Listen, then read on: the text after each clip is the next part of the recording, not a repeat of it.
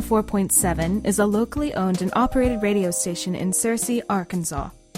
Whether you listen to them on the air, in the surrounding area, or online, you'll no doubt have heard Terri England covering the Rib Crib, All Request Lunch Hour, or the Cool Traffic Jam.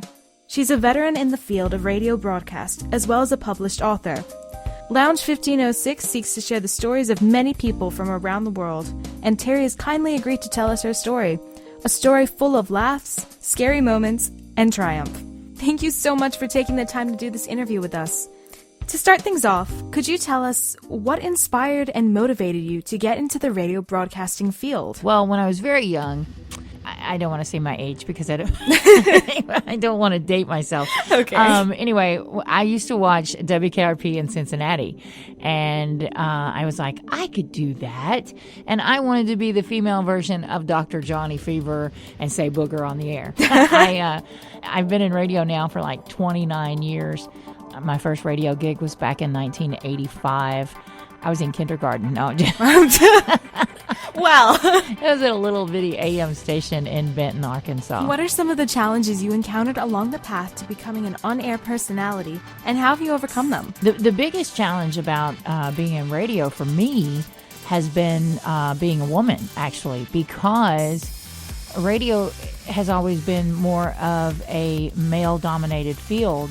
Oh. And, way back in the 80s when I got into radio, you never would hear a female on the air in the morning drive unless she was, the sidekick, the second chair. Mm-hmm. You never, ever heard a female in afternoon drive time again unless she was second chair and she was just the sidekick. As time has moved on, especially because I worked in Little Rock for the biggest part of my career. I was the morning sidekick. I was, afternoon traffic, so that meant I was the afternoon sidekick. But as far as being the first chair and the main person on the air, I had never done that in a drive time slot. And Becky Rogers was the first female in a drive time slot to be the first chair in Little Rock, and she was one of my heroes. But anyway, so now here I am on Cool 104. I am in afternoon drive time, and I'm first chair. So that like I said, that's been the biggest obstacle to have to overcome, was being a female. Yeah. I guess I could add to that, though. When I was in college, I did my internship at a station in Little Rock. At the time, it was Zoo 98, but now it's B98.5. But when I did my internship there, the guy that I worked for, he was the production guy. He made the commercials, and I did all kinds of stupid stuff as an intern. I had to put the commercials in alphabetical order, all that kind of junk, just because he wanted to find something for me to do. Yeah. And on my internship papers that I had to turn back in for my grade at school, under the comments and remarks, he put, Terri does not have the voice for on-air work. What? She needs to have some kind of job behind the scenes. And that was like, he might as well have hit me, Yeah. I mean, it's like, ow, that hurt. Because, being on air was all I wanted to do. But, then I gave myself a real good listen. And at the time, I sounded like a little girl. My voice was really high-pitched. I just did not have a great voice. And then I saw Kathleen Turner on The Oprah Show, and she was talking about how she had done vocal exercises to deepen her voice, and she showed what they were, and that I did that. So now I have a nice, deep sounding, for a female, a deeper sounding voice, and it sounds great on the air. So that was another obstacle that I had to overcome just to be on the air. Yeah. So what are some of the things you enjoy about being a DJ? All of it. Well, yeah, but I like laughing with people when they call in. I try and, do a joke or something to lighten the mood. I really enjoy making fun of myself on the air. If I mess up, I'll be the first one to say, I'm a professional DJ, folks, please don't try this at home. Or, ooh, I messed up. Send your tapes and resumes to... It's a fun job, and there's just so much about it that I enjoy. I've always been a fan of music, all types of music. And so, that's a big part of it. You get to sit here and you get to listen to music. And there are times where one of my favorite songs come on and I'm jamming and playing air guitar or the drums or dancing around the control room or whatever. I've actually had, like, my boss walk by the window and seen me and pointed and laughed at me through the glass, and I just kept on. I don't care. It's fun. So what motivated you to work with Cool 104.7? A job. Yep. To be perfectly honest, that's what it was. I had worked for Clear Channel. I worked for about 4 years. I did traffic for all the Clear Channel stations. I'm Terri England from the Total Traffic Center. And there was a bloodletting. They called it the Clear Channel flu every year. Between October and Christmas every year, Clear Channel gets rid of a bunch of people to meet budget constraints. And that particular year, I was one of them, along with Rick Steele, Bob Terrell, and Kelly Boom. The four of us were all let go at the same time, same day. There aren't a lot of jobs in Little Rock anymore. Everything is voice tracked or syndicated from outside the market, and when I say voice tracked, I mean not by people here in the market. I mean people in Timbuktu who are voice tracking for 5 different stations that Clear Channel owns, and it's not live and it's not local, and that's what I really, really like about Cool 104.7. It's live, it's local. Todd and I are the only on-air jocks, but we're really here and really in the studios. There is a brief break in the daytime where I do record my show so that I can go to lunch and so that I can make commercials and stuff. But even when I'm making the commercials, I'm here in the control room. So if the phone rings, you're going to get a live jock that answers the phone. And you're not going to get that at some of the bigger stations in Little Rock. Yeah. Do you ever listen to other formats of music when you get home, or do you prefer the sweet sound of silence and a book? That's one of those deals where it just depends on the mood I'm in. When I leave here and I go out and I get in my car, I have an hour drive to get home because I live on the other side of Little Rock. And so I'm usually jamming to Bon Jovi songs because I'm a huge Bon Jovi fan. I think I have almost 600 songs on my iPod, and like 200 and something, almost 300 of them are Bon Jovi. So about half. Oh, gosh. But I have country on there. I have some rap on there. Classic rock, of course. I just put it on shuffle, and you never know what's going to come up. There's some pop stuff on there, too. I like Maroon 5's, Moves Like Jagger. I like all about that bass. Yeah, me too. I'm all about that bass. No trouble.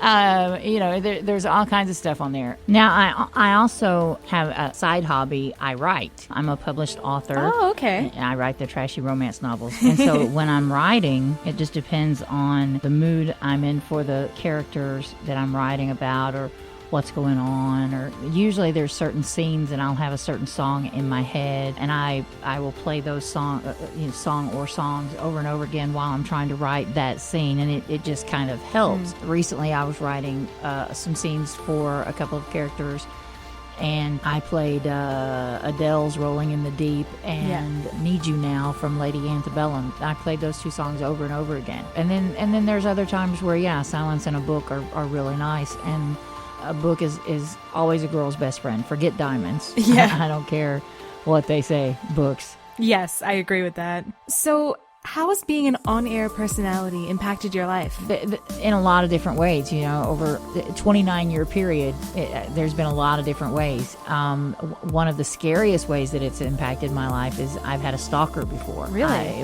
I was working for a station, for about 6 months, I guess. I worked for a station up in Fort Smith. And there was a guy that would call into the station, and he asked me out numerous times, and I didn't realize it at the time, but I had inadvertently given him a clue. One night I said, I can't go out. I was always coming up with an excuse, and I said, I can't go out tonight. I've got to go buy groceries when I get off the air. At the time, there was only one grocery store in Fort Smith that was open after midnight when I got off the air. No. He bumped into me in the grocery store with his buggy, and we joked about it. I didn't know who he was. I didn't know he was the guy that had been calling me on the radio station, and I went out with him a few times. And it was like third date or whatever, and he's like, I love you. And I was like, back up, boy. And then when I broke up with him, he started calling the radio station. He was sending me flowers. He was following me home. He actually followed me out on dates with other people. Oh my gosh. It was pretty creepy. Yeah. And that was one of the scariest times. I had a daughter then. She's 27 now. She was in first grade when that was going on, and he had made the comment on the phone to me that he missed my daughter, and that scared me because creepy. I was all I could think about was him snatching her from school or something. So, and I mean, because he was only around her like maybe a total over 3 dates of 30 minutes before the babysitter got there and we left, for the date. So that's a big impact. So of course that affects me a lot on how I handle people when I'm off air. Another thing, I really enjoy the aspect about radio where you can help people. Years ago, I worked for a station in Little Rock, KDUK 100. It eventually became KDUK 106.7. They moved it down the dial a little bit. But when I was working there, I did overnights, midnight to 6. And one night, I had a guy call. He was very depressed and down, and he was going to commit suicide. I just knew from the tone of his voice and the way he spoke that he was serious. This wasn't a prank call. This wasn't calling a radio station to try and freak out a DJ. I mean, he was serious, and I felt such responsibility with that. It was, I was the last person to try and make him get a grip and save his life, and that scared me. But I wasn't willing to give up on it. I took the responsibility seriously. Somehow, here it is 20 years later, and I couldn't even begin to tell you what I said to him, and don't really know what I said that worked. But by the end of the conversation, I had him laughing, and he said, I just want you to know I was serious. I was going to do it. And the next night, he called me back, and he said, I just want to thank you again for talking me off the edge last night. And that made me feel like if I don't do anything else of import in this radio business for the rest of my life, I saved somebody that night. And that is probably one of the biggest impacts on my life that being in radio has done. Yeah. That's probably one of my most memorable moments in radio. When I look back on my career, that's something that really stands out. And that's something you would hold for the rest of your life, being able to help someone with that. That's really inspiring. So, what is a song that could be considered your anthem, and why that song? Have you ever heard that song by Meredith Brooks called Bitch? Yes, I have. I'm a bitch, I'm a lover, I'm a child, I'm a mother, I'm a sinner, I'm a saint. I do not feel ashamed. I'm your hell, I'm your dream. I'm nothing in between. You wouldn't want it any other way. So take me as I am. Yeah, that could be my anthem. Okay. Because I am very much that song. You catch me on the wrong day, and I can be the third generation bitch that my grandmother always told me I was. Oh, gosh. Or you can catch me on a day and I'm a saint. That's me. It just depends on what day of the week it is, what mood I'm in. I'm very antisocial. The first love of my life, Rob, he used to tell me all the time that I was a true Gemini because I was born in June. He said there's two personalities. There's Radio Terri and then there's regular Terri. And Radio Terri, you flip a switch and you're outgoing and you're high. I'm Terri, and what song can I play for you? And he said you're really outgoing like that. He said, and then when you get off the air and you turn that mic off, you're quiet, shy, very antisocial. And that's the truth. I'm very much an introvert. And people find that hard to believe about somebody that works on the radio and goofs like I do and all of that. But when you think about it, I'm in a little bitty room by myself with a microphone in my face. Yeah. And I'm not thinking about how many people are out there listening to me at one time. I'm thinking about that one person that's listening. The one person in the car driving along. That's who I'm talking to. I'm talking to you. That's it. And when it's a one-on-one kind of situation, I'm all right with it. So I don't think about however many people may be listening at any moment in time. it's that one person that I'm talking to, and I'm playing their favorite song. Well, you've been in radio for a long time. Based on your experience, where do you see music and the business of radio in the future? Yeah, I've been in radio for 29 years now. Yeah. Radio has changed a lot in that 29 years, not just with technology, but the way things are done. Technology has allowed a lot of changes in radio, like being able to voice track and record a show and it still sounds live. And so, you can be in Timbuktu and record for Little Rock, Arkansas. But I really think that in the business, you've got to be live and local to be able to compete. And I think it's going to come back around to the way it used to be, because to be able to compete with the XMs and the Sirius, those type of things, and Pandora and people's iPods, you're going to have to be live and local, because they want, that's why they're going to listen to you, is for your on-air personalities. Because why would they listen to a station and have to listen to commercials when they can listen to these others and not have to? For the personalities that they're going to hear, the local people that they can meet in public, the people they can pick up a phone and call and say, will you play a song for me? So I think eventually it will get back to what it used to be, maybe a little bit different, with the technology that's available today. Maybe something like what we do here at Cool, where some of it is voice tracked, just so that we have the ability to do other things, like the making of commercials and so forth. But we're still here. Yeah. We're still live. There's still a butt in this chair. And I think that it will eventually get back to that. It'll take a little bit of time, and it's going to be once the big conglomerates like Clear Channel, iHeartMedia and Cumulus, the big corporate players decide they're done playing with radio and they start selling off their stations. That's when it'll happen, when mom and pops own the businesses again. Okay, you mentioned that you wanted to be like Dr. Johnny Fever and say the word booger on air. However, you haven't said it yet. Do you think you'll ever get the chance to say it? That was when I was a kid.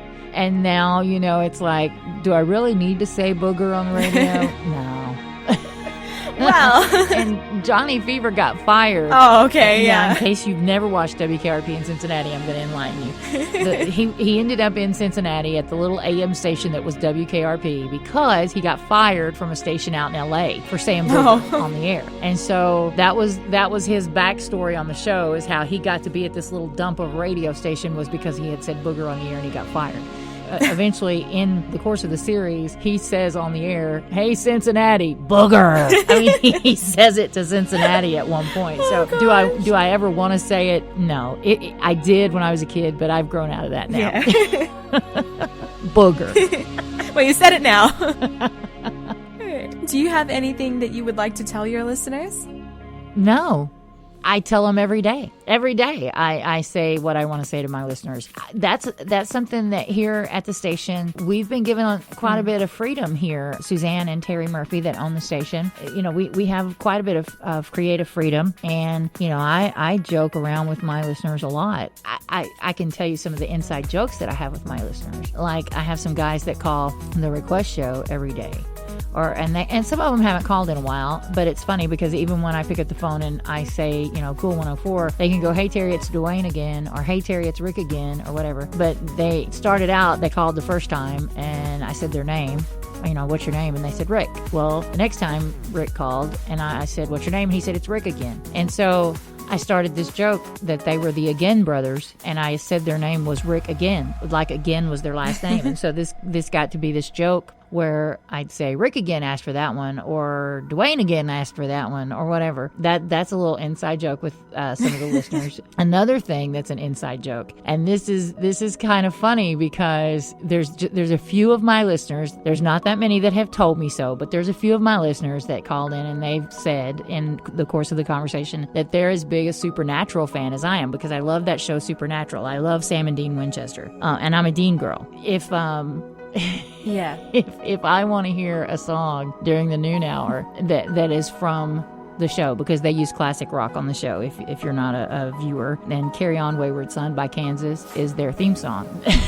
There's just a little secret for you. And if I want to play a song like "Renegade" by Styx, which is from the show, or "You Shook Me All Night Long" by AC/DC, or any of the songs that have been played on the show, if I want to hear one of those in the request show and I want to play it, I'll play it and I'll say, that one's for Sam and Dean. And unless you watch Supernatural, you don't know that wasn't really a request, that you don't know who Sam and Dean is. And so that's just a little inside joke with some of my Supernatural fans that listen to me.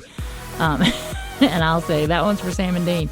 Another little deal that I've done on the air, there's an episode of Supernatural where they use Asia's Heat of the Moment a lot. And it's an over and over thing because the episode is like Groundhog Day and the day keeps getting repeated. And so Sam keeps waking up every morning to the alarm clock going off with Heat of the Moment playing. And Dean says when it goes, Heat of the Moment, Dean goes, rise and shine, Sammy. I have actually played the song and then went, rise and shine, Sammy, on the air. So, there's inside jokes with my listeners, but anything that I've wanted to tell my listeners, I do it on the air. So it's done already.